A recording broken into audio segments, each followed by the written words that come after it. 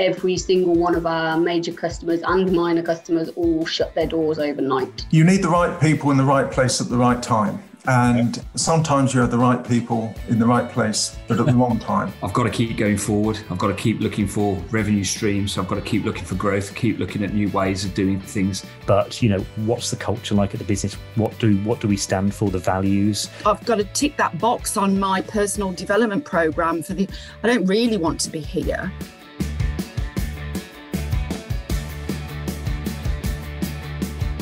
Scaling up a business isn't easy. If it were, we wouldn't have less than 4% of businesses scaling beyond 10 employees, typically around £1 million turnover or so, and less than 1% beyond 50 employees. But the contribution that we make as owner-managers to our economies is immense and should never be underestimated, yet it can be a tough gig for all of us at times. Only other business owners truly understand the challenges that we face, and we aim to make things a little easier through ScaleUp Radio with guests who have been where we are now, may have faced some of the challenges that we're facing, and can offer their thoughts and advice on what has worked for them, as well as what didn't. We have also combined many of the lessons from our interviews and through working with hundreds of owner-managers over the last 10 years or so into a practical scale-up handbook called the Entrepreneurial Scale-Up System, or ESUS. And it's for owner-managers like you as you navigate your own scale-up journey. And you can order a copy through your favourite online book retailer or by going to all the W's, esusgroup.co.uk.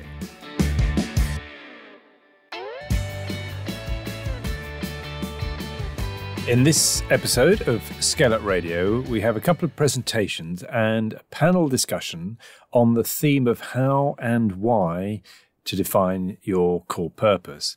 Don't underestimate the power of galvanizing your team around a purpose. The longer that I've been in business and the more businesses that we have worked with, it's become clearer and clearer that those with a really strong sense of identity, of core values and core purpose, are the ones that really do succeed over time and go further than others. They also tend to be the most resilient in challenging times. Purpose-driven workers, furthermore, are more than 50% likely to stay for 5 years or more at a company and 30% more likely to grow into high performers than those who arrive at work with only their paycheck as a motivator.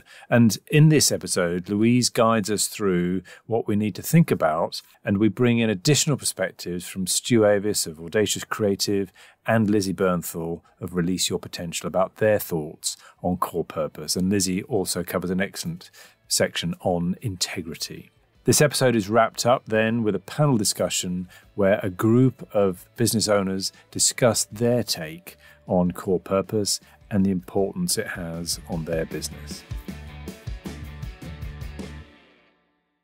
So, getting that vision and strategy aligned with the execution. Interestingly, we randomly pick these themes for the months, and it really does tie in very closely today with the idea of what the vision and the core purpose. Lots of people think that's a bit of a fluffy thing, but it's a really strong point to start to really create that vision. So it sits very perfectly with the idea of creating that vision and strategy and moving it forward with the alignment through the business to execution. I think you'll hear from a couple of our speakers today a little bit more about that.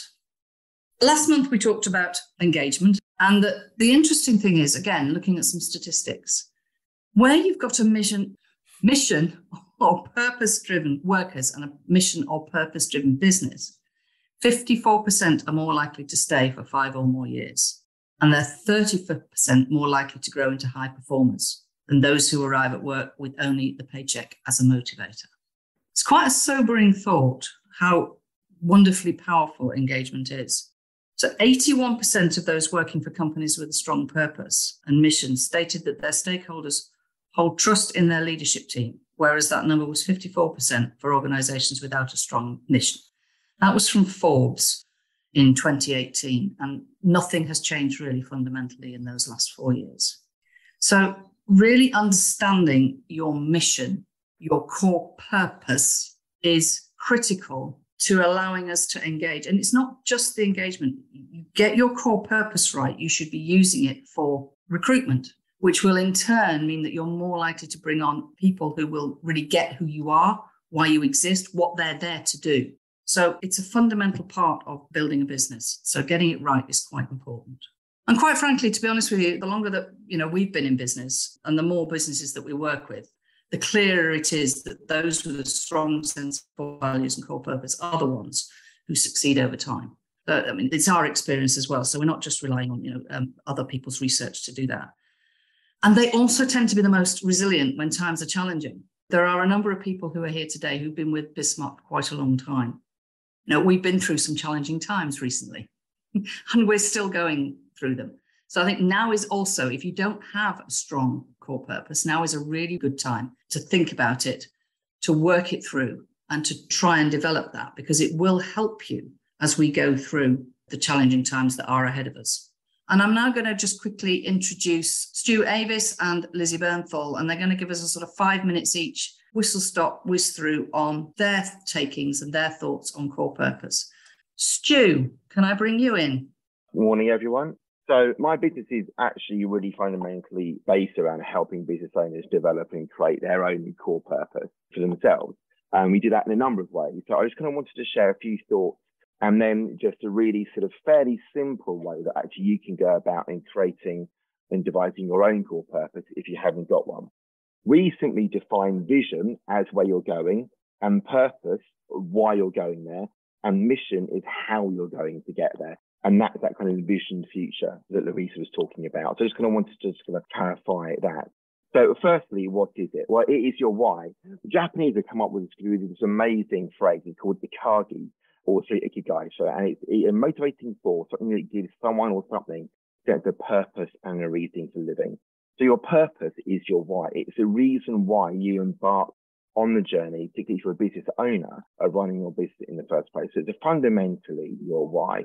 It's a compass. It guides you towards the impact that you want to make. And it's really important to always be considering the impact, the difference that you want to make. Why did you set up your business in the first place? Generally, it's because actually you want to make a difference to something or to someone or to a group of people. So a core purpose helps you align the kind of that impact, that difference that you want to make. And actually it keeps you going. When the going gets tough, and we all know that business life is difficult sometimes, it's ups and downs and it's challenges. It helps you stick to the task when things get tough. So why have one? Well, it gets buy-in from prospects and potential recruits. So it helps you grow your business in terms of sales, but also actually get the right people in place to help you drive your business forward. It gets buy-in before you get buy from, and that's kind of really important. It enables, as Louise was saying, to make great decision making. As it does, does our core purpose mean that we can do this, or does it mean that we shouldn't be doing that? And so it crystallizes some of that thinking. And it also builds a loyal tribe. In general, a sense of community, togetherness among your team. It's about everyone in the business pulling together in the same direction for the same reason. And so it's not just about necessarily coming into work for a paycheck, but actually it's a loyal tribe. And that can then extend out to kind of customers and to prospects. But actually, firstly, you really want to be creating that loyal tribe of people that go on that journey with you. So that's just a kind of really brief sort of overview, and it's just backing up a lot of what Louise was saying. And it's worth also saying that actually your core purpose shouldn't change, but the way that you express it and communicate it will evolve over time. And that's kind of really important to think about. So how can you develop one? Well, we've created a little sort of system, and I'm just going to share it with you now. So firstly, it takes time. It's not something that can be done kind of in 5 minutes on the back of a kind of a pizza box or whatever. It does take time. I'm going to go through the 4 R's in a minute, so don't worry. It's about then sharing that and refining it, and then actually finalizing it, setting it in stone, if you were. So this is our core purpose. This is our why. This is kind of what we stand for. It's then communicating it. If it sits in a drawer, it's kind of pointless. And it's then actually living and breathing it. And that's kind of really important. It's not just, again, about sort of knowing it in here. It's about bringing it to life. So what are the 4 R's? This is a process, a framework that we've created to help our clients develop their own core purpose. So first is reconnect with the past. If you've been running your business for probably 3 or more years, probably forgotten what it was like when those very early days, even before you set up your business. Why did you start your business in the first place? What was your original vision? What plan did you have? What dream? What mattered to you? Who did you want to serve, to help and support? If you're thinking about your core purpose, go back to the beginning, because there's so much stuff there that we just lose in the kind of the depths of time. And then once you've reconnected with the past, those early days, that excitement, that passion, that vision, it's then reflecting, so where are we now? What journeys have we gone on between those early days when it was all a big adventure and now? Where are we now? What's changed? What's stayed the same? How did we get here? Have we grown, gone back because of circumstances outside our control? What matters to us now? What impact are we making compared to what impact we want to be making when we first started? And then it's about re-envisioning. So it's then the future. So actually, where do you want to be in 1, 3, 5, 10 years' time? It's that kind of envision future again that Louise was talking about. What impact and difference do you want to be making? It comes back down to that impact all the time. And to who? Are you still holding true in 5 and 10 years' time to your core purpose, which is, the why, the ikigai that I mentioned right at the start? And what's driving you and pushing you forward? As Louise said, what is it that's getting you out of bed in the morning? And then once you've reconnected, once you've reflected, once you've re-envisioned, you then need to respond, because otherwise it's just kind of waste of time. So it's about since launch, what's the same, what's changed, evolved, and you write the stuff down. And as you write it down, as you work through those things, you then begin to actually, this is why we do what we do, and this is who we do it for. This is what drives and sustains and excites us. This is the kind of impact and the legacy that we want to leave. And that, in a nutshell, is kind of in 5 minutes, is the kind of core purpose 101. Go, that's me, and I hope that's helped. Brilliant. I think that was really good, some really good stuff there. And, we will make that information available. I love that. The vision is the destination, the mission is the journey, and the purpose is the why and the how. Fantastic. So I am now going to hand over to Lizzy, who is going to follow that. Yeah. Hi, everyone. So lovely to see you all. So I'm on a mission to get rid of toxicity in the workplace. That is my mission. My purpose is to help all leaders and business owners own who they are by finding their confidence and resilience within them. So there is no place for toxicity, because they shine and they build their teams and go forth. So that's my mission. But part of my values are integrity, justice, and connection. And the reason I'm going to talk about this is Kevin's asked me to talk about what integrity means, because we see integrity as a word bandied around everywhere. And most businesses will have integrity, innovation as part of their mission statements. And then you see it's not working in practice. So what my interpretation of integrity is, if you think of a bicycle wheel, now that might sound a bit strange. When a bicycle wheel is working fully effectively, it just flows. It just goes round. There's no clunkiness. When you have a dent in a bicycle wheel, it just clocks and it just clunks. That, to me, is what integrity is. So integrity, yes, we know it's all about being honest, having strong moral principles, being ethical, being trustworthy. But it's so much more than that, because actually it's being the real deal. It's being the leader when no one's watching. It's actually being in integrity with ourselves. Now, what do I mean by that? It's things like say no when you want to say no. Don't say yes when you want to say no. That people-pleasing stuff, even when we're people-pleasing and don't want to offend people, sometimes we're actually out of integrity of who we really are. So have a think. And I think it's not about not making mistakes. We all make mistakes. It's about clearing them up when we make them. So, for example, if we are going to be late for a meeting, we get stuck in traffic. That's not an issue. It's actually giving them a call to say, sorry, I'm going to be late for 5 minutes. That's been in integrity. So it's having a think about how we practice our day-to-day life. Are we accountable to ourselves? Are we accountable to other people? Do we do what we say we do? It's also noticing the language we use as well. If we say we're going to try and do something, that is really telling us that actually we're not intending to do it.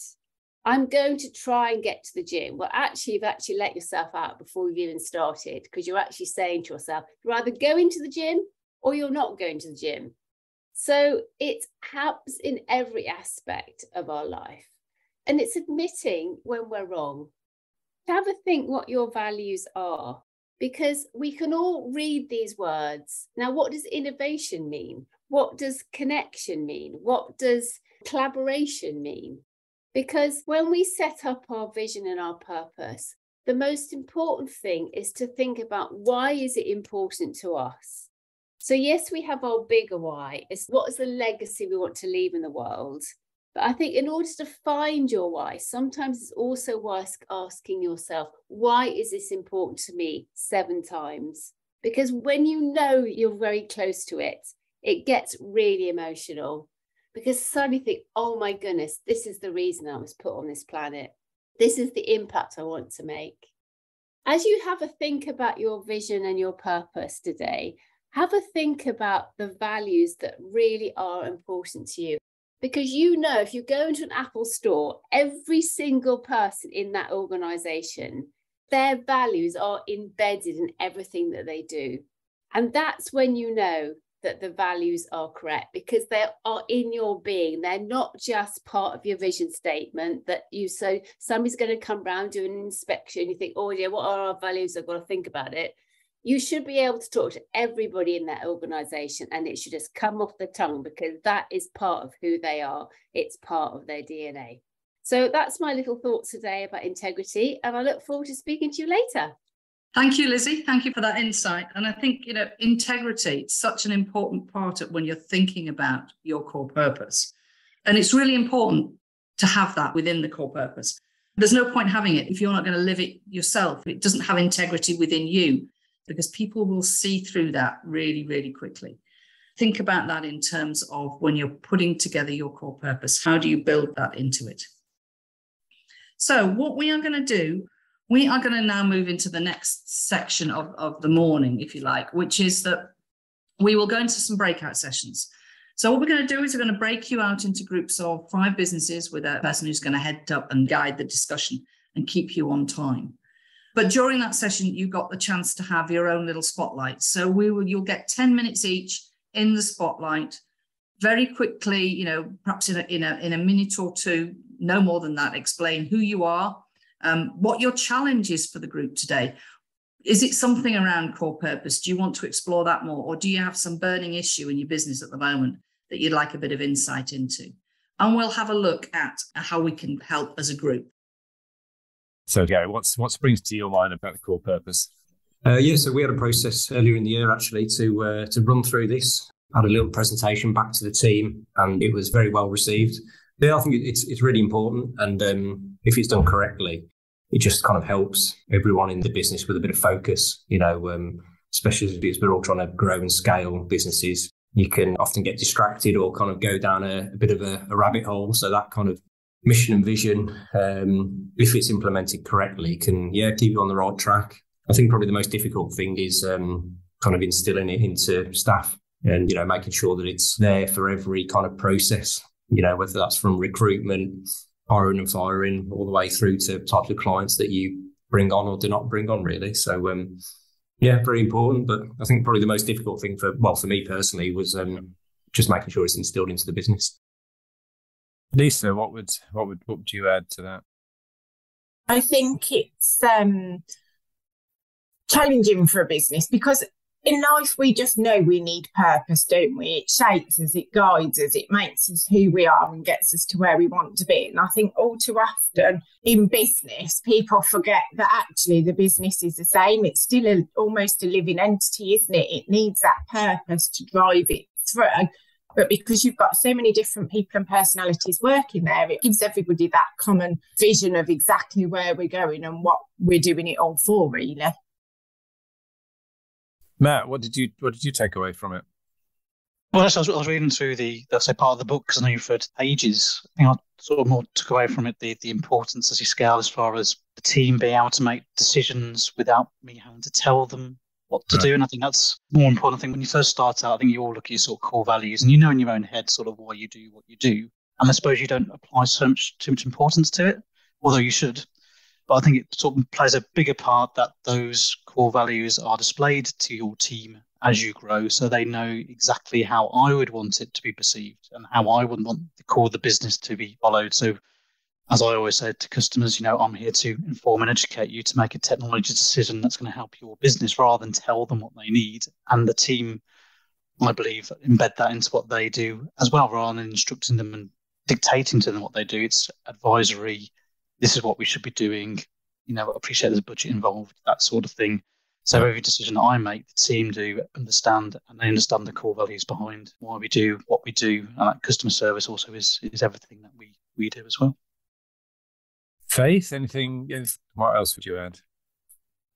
I definitely agree with both of those points. And for us, it's an area that needs a bit of work. We've kind of now got to the point where we've nailed, we think, core purpose and values, but it's communicating it across the board. And they're really valid points, actually, that it's not just about what's kind of in our heads as leaders or as business owners, but how we can get that message across so that it is ingrained in everybody from the moment they kind of start working. So yes, I definitely agree with those points. Stu, something that you work with businesses around, isn't it? Purpose and values. Yeah, I think it's in some ways nothing really to add to what anyone else has just kind of said. But I think it's just from a practical point of view, just reminding yourself almost on a monthly basis what your core purpose is or why you're doing what you're doing. And don't just do it as a solo exercise, but actually do it with the team, because that's the thing that is that understanding what the core purposes are to why you do what you do that actually keeps people sticking to the task at hand. So when the going does get tough, and it does in all our businesses, actually remembering why we are doing what we're doing is kind of a really fundamental thing, and can sometimes often be the difference between make and break. So it's just kind of constantly reminding yourself of sort of, like guiding yourself towards the impact you want to make and sticking to your core and sticking to that sense of purpose.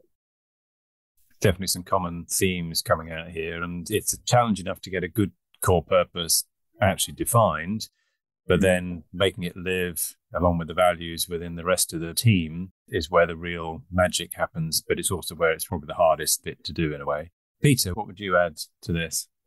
I think there were two things I thought of. One was that, yes, there's an internal aspect to kind of vision and values and core purpose, but equally it's also about the external aspect. So if you know what they are and you're able to communicate them and your team can communicate them externally, then one, from a recruitment perspective, that's good because people will look for companies now that have a core purpose that's well defined, that they want to buy into, but also clients. Clients want to work with companies that meet their values, meet their expectations. So I think you can use it both on the internal piece, but also kind of on the external piece. Interestingly, we're just about to redo ours because the team has grown from me to kind of 8 people. Actually, as we've scaled so much, we're at the point where we need to rethink through the values to make sure they're the same still. So it's going to be an interesting exercise, I think.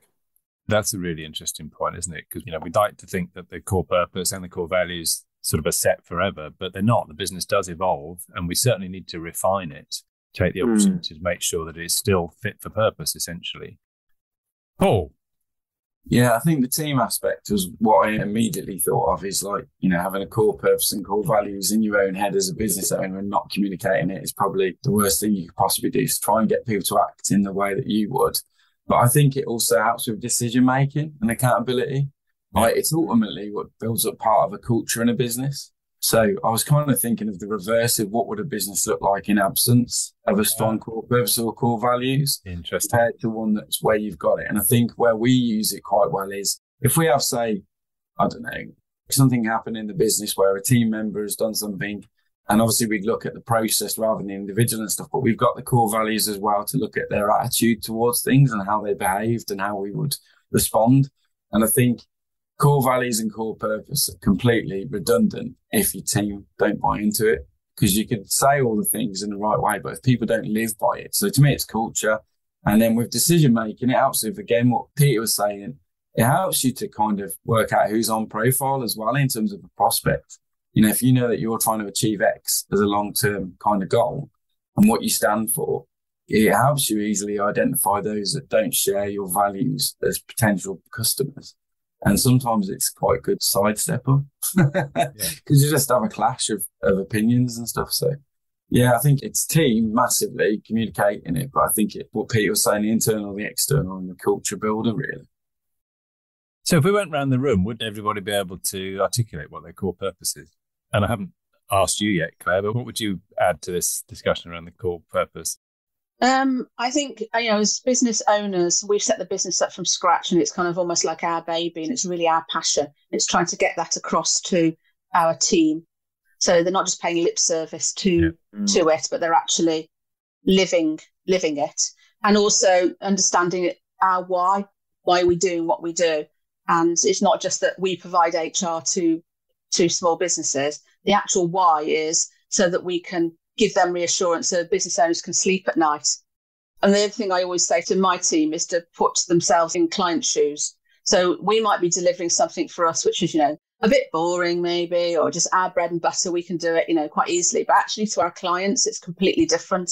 It's a real kind of a lifeline to them, or a reassurance to them, or a night they can sleep, or, it's taken away that kind of worry and concern. So it's quite often putting what we do in our client's shoes and how they feel about it. Excellent. So yes, absolutely about that why. And I suspect Stu would very much resonate with that. Yeah, absolutely. And I think it's something interesting Peter said. I think that it's really important because your core values and your core purpose should never really change. But actually how you define it and the words you use to describe it will change as you evolve over time. So I went back to some really early stuff that I wrote 12. I mean, my business is 12 years old in 4 days' time. And I found some stuff that I wrote then. And actually, the core values haven't changed in the slightest from day one to now.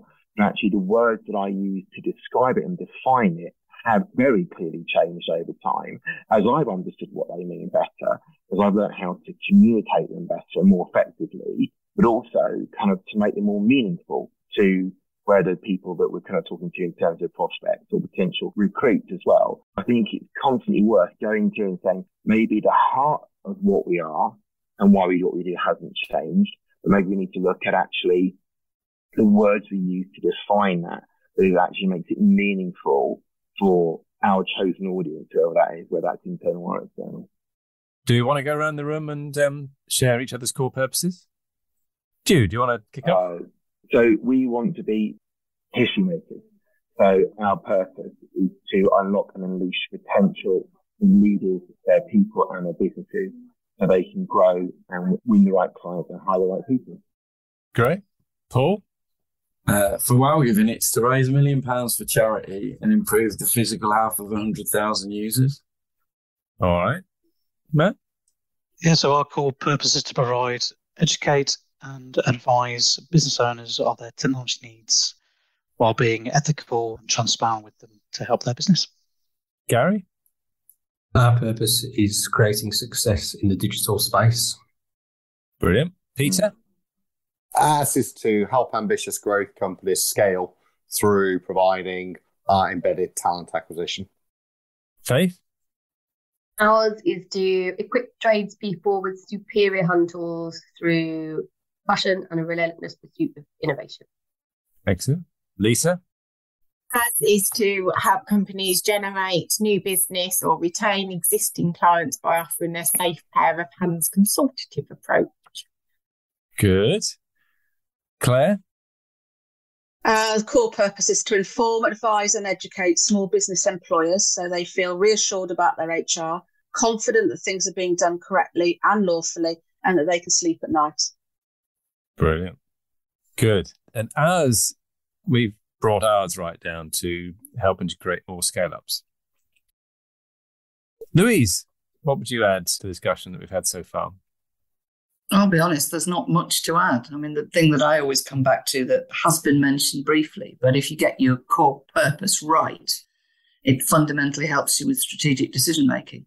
So you can use it, if you're going to look at some strategic decision, you check it against your core purpose. If it matches the core purpose, then it's an automatic go ahead and look into it more deeply. If it doesn't, then you need to sort of question, is it the right thing to be doing? Good.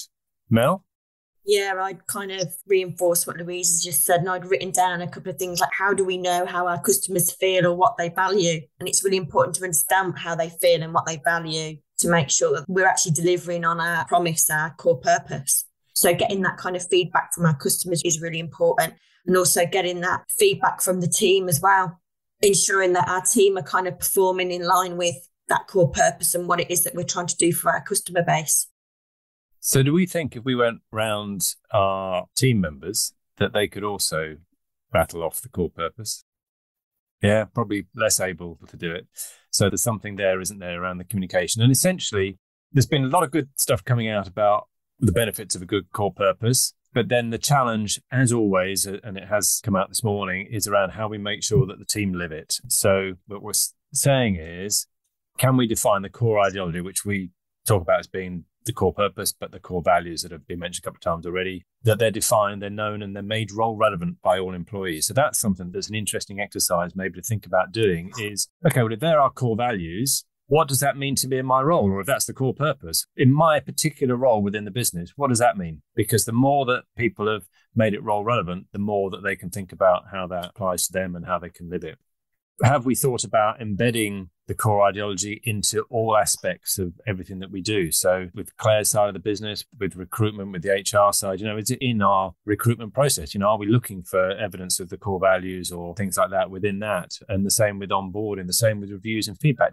One way of really practically starting to live them is every 90 days include something in your priorities that is around a core ideology initiative, whether it's around the core purpose itself or whether it's around the core values. But what could you look at in the next 90 days that would help to really get people to be living those core values and that core purpose? For Peter, this particular time, they're revisiting it and how they define it. So that's great. But then from there, how do they communicate that around the business? And then maybe how do they make that live on an ongoing basis? And it is generally one of those things that probably, certainly early on in my career, I would have not exactly poo-pooed it, but would have sort of said, let me get on with my work, really. But the more businesses that we've worked with, the more we've seen, and particularly through crises like the pandemic, businesses that have really got a strong identity, they're the ones that are able to really adapt, but in the right way, and really get everybody behind and pull through. So it is incredibly important. Anything else anybody want to add before we close this part of the meeting? Useful? Yeah. I know it's a topic we've covered before, but again, it's so important. It's really good to come back to look at things like Simon Sinek's Golden Circle. Stu loves that, and it is a really good thing. It's starting with why. So I'd encourage, and I know our core purpose isn't perfect, and we're still wrestling with that a little bit. But have a think about your core purposes as you define them, and make sure they really do uncover the why and not just the what you're doing. There were a couple in there that sounded a bit more, this is what we do. So really make sure that why has come through nice and clearly, if at all possible. As we do with these things, we've all got our core purpose, or at least we've all thought about it before. But this is an opportunity for us to just have a revisit things, just see if there's anything else there to remind us that we might need to think about. And if we've developed our core purpose, then it might be a little bit more about then how do we really embed that? How do we make sure it's being lived on a regular basis by all of the team? But I'm interested in a bit of a discussion as to what you took out of the information that we sent round and had a little chance to think it through. So, David. Yeah, I think we did a lot of work on this probably, 5 years ago, something like that. So I think for us in our sector, values, purpose, vision, culture is really important. It's probably one of our biggest differentiators. We're not just a software vendor. Everybody's got features and functions, but that's kind of easy to create. But the sort of core values and core purpose is, I think, quite strong for us, and we recruit based on those areas. So I think we haven't necessarily, we periodically come back to core values and purpose, and we did tweak them probably about 12 months ago or so. I think it's important to do that, and making sure that our sales, marketing, and then internal recruitment and HR bits all kind of link those together. We've periodically done work around these topics internally on management meetings and also team meetings. So yeah, for us, it's absolutely key. It's our only differentiator in essence, and people buy from people. And obviously if the core values and purpose is right, then we'll align nicely with our clients. Claire, what would you add? We did a similar exercise when we started Smart Boards on this, and to be honest, we do revisit them, but these 5 core values are always at the heart of everything we do. And they are now built into the business, into all the services, into our HR and recruitment. So obviously, if you bring people on that live by these core values and are prepared to deliver services to clients via them, then you get a team that are all working in the right direction, don't you, all for the same goal. And I think one of the things that is a differentiator for us is actually we deliver these core values. I think there's lots of people that can put lots of things on their website. We do this, we do that. And actually, when the customer experiences the polar opposite, it can be really irritating, and they'll just switch off and move supplier.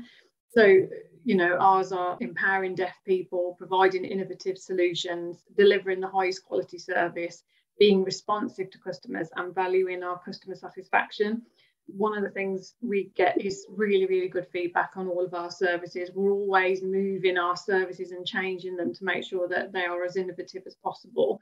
We're the only company with all the services in one place, because we've kind of made sure that we empower deaf people by providing everything.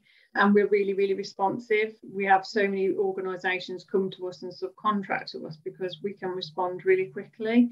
And that's something now that when anyone joins us, everyone lives by those values. So do you have questions within your recruitment that help to tease out some of the core values?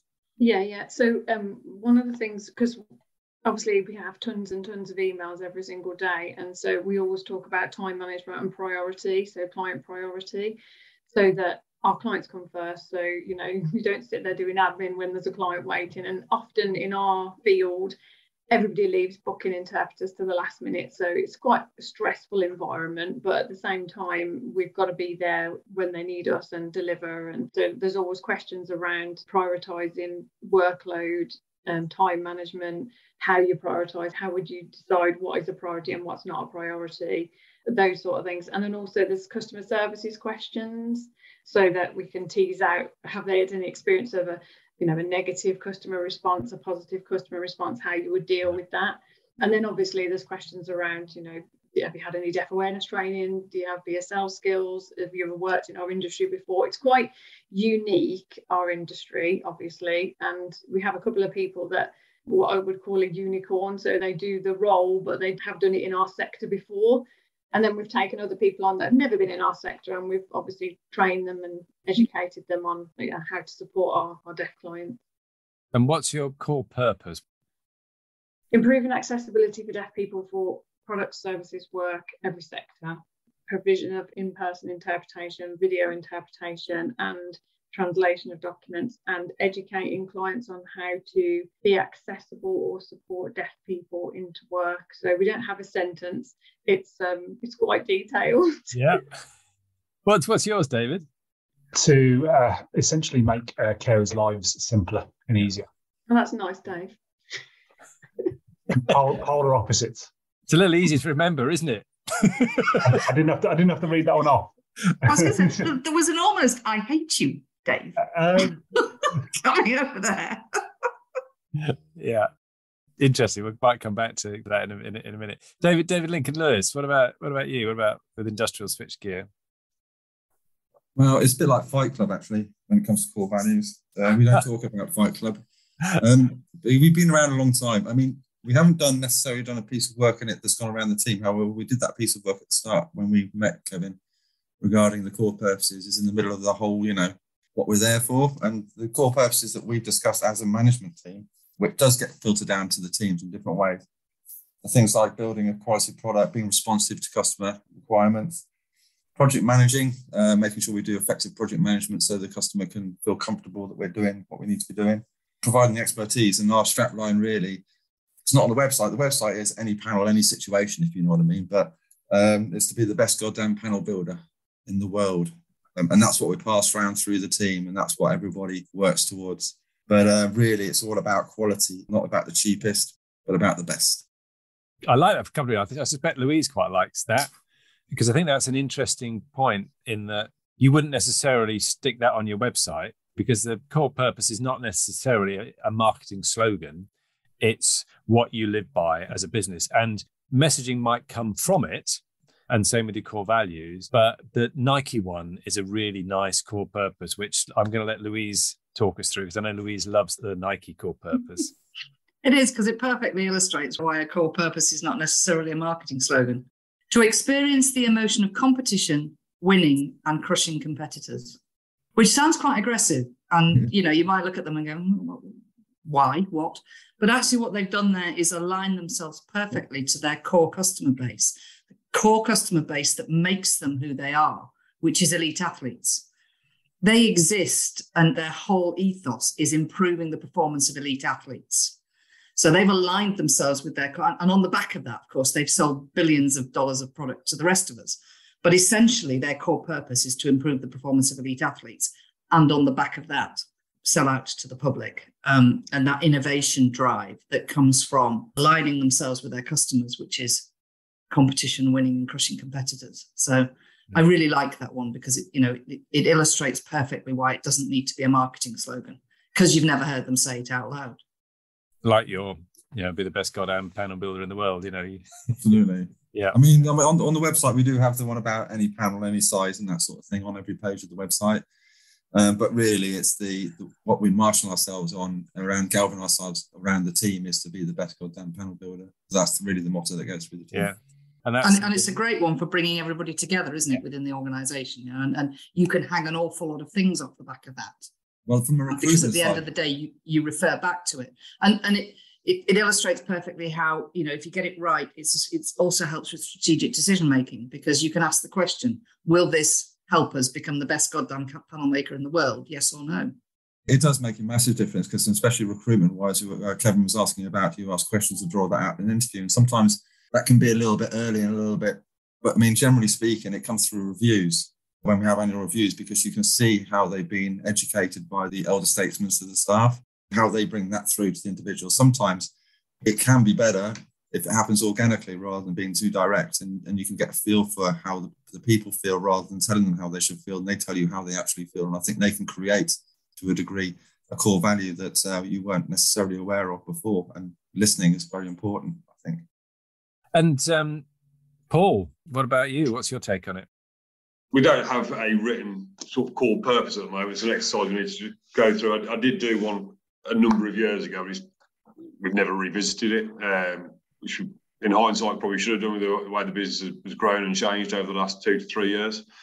And just picking on what some other people have said there, we're quite a crowded marketplace, so we try and differentiate yourself is all on customer service and the responsiveness and being the experts at being the best goddamn electricians out there. So yeah, ours is all built around the customer service.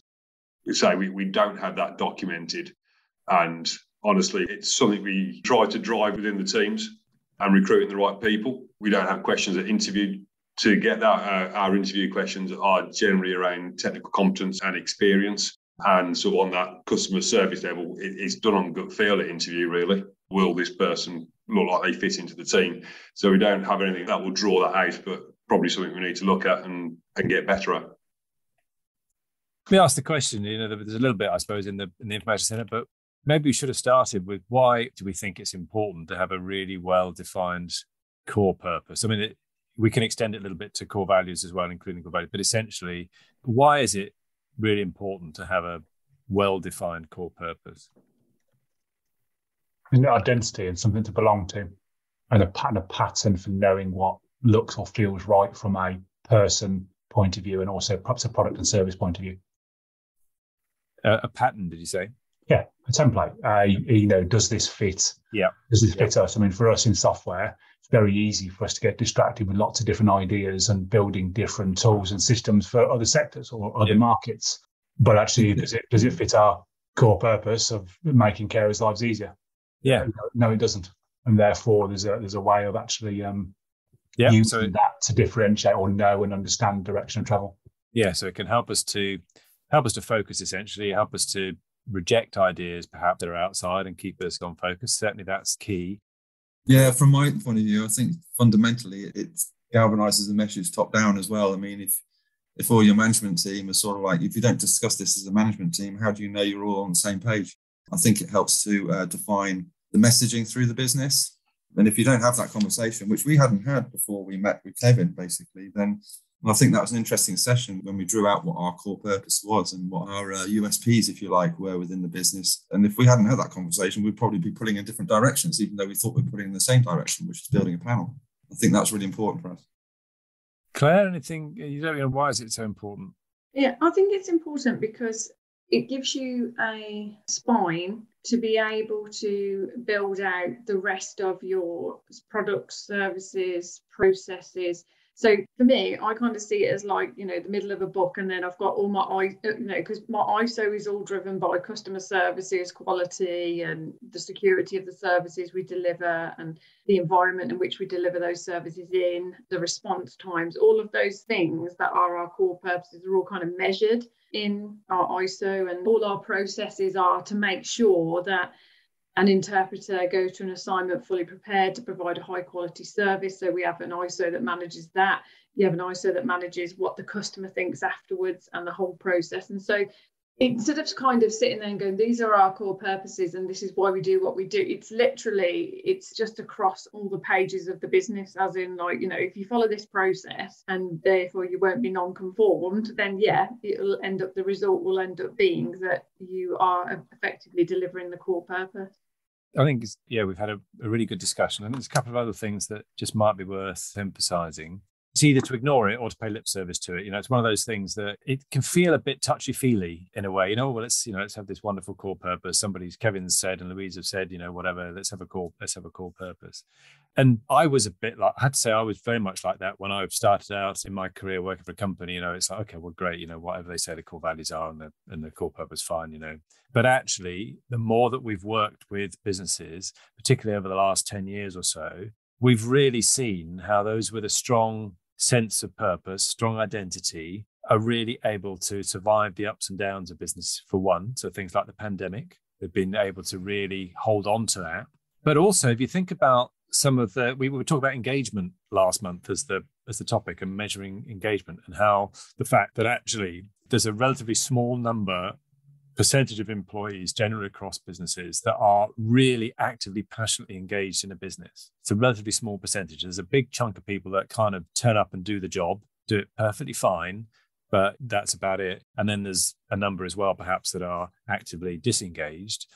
People really do like that sense of identity that David Lyons was talking about. If you can really identify with where this business is going, you know, some people call it a mission-led business or a purpose-driven business, you are much more likely to get the best out of people, and you'll get those extra contributions. And there's all sorts of stats around, but companies with a strong mission and purpose, the workers within it are, well, I mean, the actual number is 54% more likely to stay for 5 years or more at a company, but also 30% more likely to go into high performers. But there's also things like the fact that within a purpose-driven company, the trust with the senior leadership team is much greater than just in a company where actually, you know, we're just here making money kind of thing. So there's a lot around that. And when you think of the challenges as we scale and as we've got people, one of the biggest challenges that came out from our research was getting our teams, our employees, to think and behave in the way that we'd like as business owners, because they don't have the same passion about the business. They don't have the same drive that we have.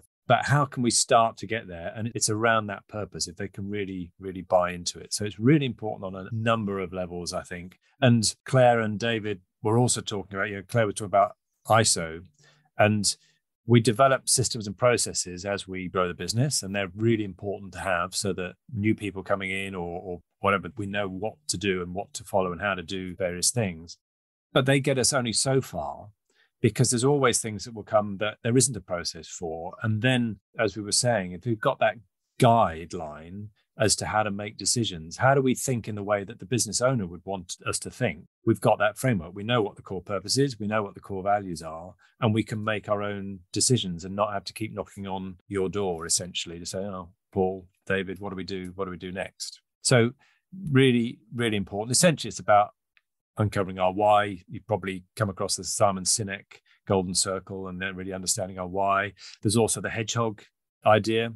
Paul will probably talk about the hedgehog if we haven't covered that at some other point. But again, it's around that focus, that real combination of what we're passionate about, what differentiates us, what makes us really good, and how do we make money. It's really bringing all these things together to form that identity and focus of the business. Kevin, you're right that you will come across things that there isn't a process for, or potentially things that the process doesn't cover and needs tweaking and stuff. So obviously you can do that via ISO, but the way we do that is if something goes wrong, we go, okay, so what went wrong? And it's called preventive and corrective action. So you kind of go, okay, what went wrong? Why did it go wrong? Where did it go wrong? And then you either amend a process that, there wasn't a yes, no for that, or you put things in place to make sure that that doesn't happen again. And then you have to kind of audit and check it that it's not going to happen again because you've put that. And if it's not adequate action that you've taken, you have to go back and tweak it a bit more. Yes, absolutely. Don't disagree with that at all. Louise, you're smiling. I was going to say, Kevin knows I'm smiling because that is, it's just you're speaking my language there, Claire. All the lean kind of tools that come out of the toolbox there with 5 whys and the preventative maintenance and the preventative this and all of those kind of things. Absolutely. Look at not just the bad things though that went wrong, but also look at the good things. Look at the things that went really, really well and apply exactly the same process. Because those are the things we want more of. If we've got good things going on, how have we made that happen? And can we get hold of more of them? Absolutely. And if you think about that, do you remember the submarine captain video with David Marquette and the idea of giving intent rather than giving orders, right? So he was talking about this nuclear submarine. And if we're going to give intent, then that's essentially part of what we're doing with that core purpose and the values. We're giving, especially if you then combine it with our mission as to where we're going. We're stretching it a little bit now into other areas, but it's helping to give that intent, which means that somebody can then essentially know exactly, and they can make their own decisions. And we're not creating a culture where they've just got to keep coming to ask people, or even actually that they've just got to follow that process. They can actually make decisions for themselves because they know the guidelines and the framework within which we're operating. Don't forget to take a look at www.bizsmarts.co.uk to access a great range of resources to help you in your scale-up journey. So that's bizsmarts.co.uk, which is bizsmarts.co.uk.